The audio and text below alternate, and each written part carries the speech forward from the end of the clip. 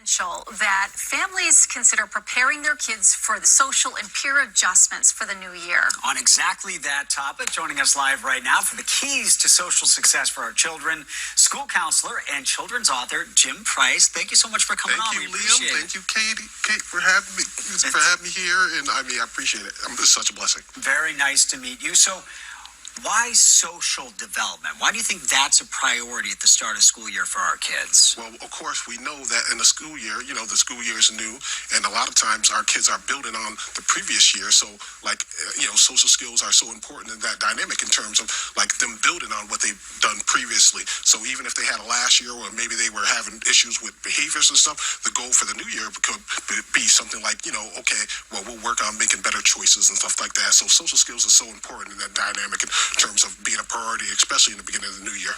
What are the keys to the social success for our children as they start a new year?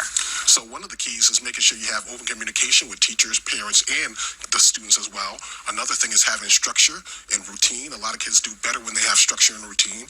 And also the idea of showing them that you care, letting them know that you care about their progress in terms of positive reinforcement, feedback, praise, and things of that nature. This also works in the workplace too, right? I mean, it's not just teachers and kids. It's like bosses and people who work. I respond to donuts. Yes, and donuts, right, exactly. Kate also responds to donuts. How can parents kind of help reinforce this stuff at home? We're so focused on, did our kid learn multiplication, division? And sometimes the social aspect gets lost. And we want to raise kids not just with high IQ, but high emotional IQ as well. So how can we reinforce this at home? I think, especially in the home setting, because kids are more comfortable in their home setting, sometimes it's good to come up with a plan.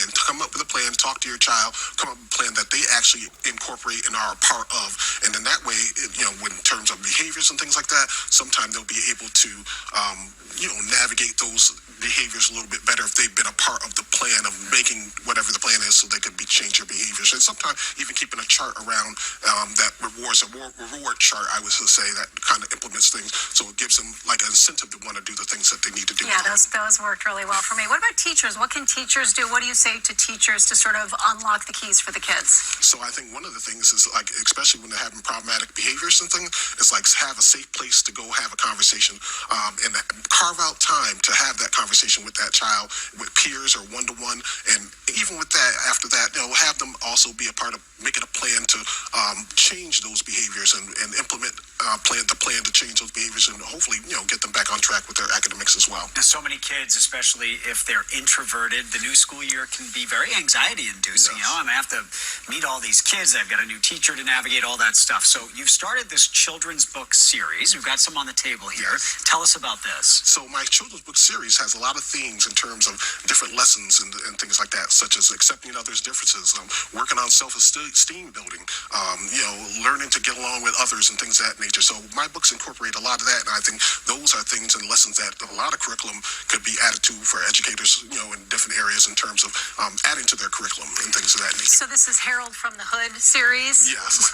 What is Harold from the Hood? Is he just like sort of every kind of kid, or what about, tell us about Harold? So Harold, he does have elements of myself in there, because back in the 90s I had a tie top fade just like that. So I incorporated elements of myself, but I also wanted to make it something fresh and dynamic that kids could gravitate to, make it colorful, vibrant, and things of that nature, and also incorporate those social skill lessons that are so important for their development. I love that. And how can viewers get copies of this? If they're watching at home, they might want to invest in a Harold in the Hood series. Yeah. So my website is jimpricebooks.education, and I'm also selling on Amazon, Barnes & Noble, and Walmart online. So all those are avenues to be able to purchase the books. I know with Boston being a big area where there's a lot of need education-wise, connecting with educators in this area and abroad is so important. And adding these books can be a good feature to add to the curriculum in terms of whatever social skill lessons, because I know in our district we have social skill lessons as well. So important. Jim Price, thank you so much. Harold from the Hood, I love it. You can get it online.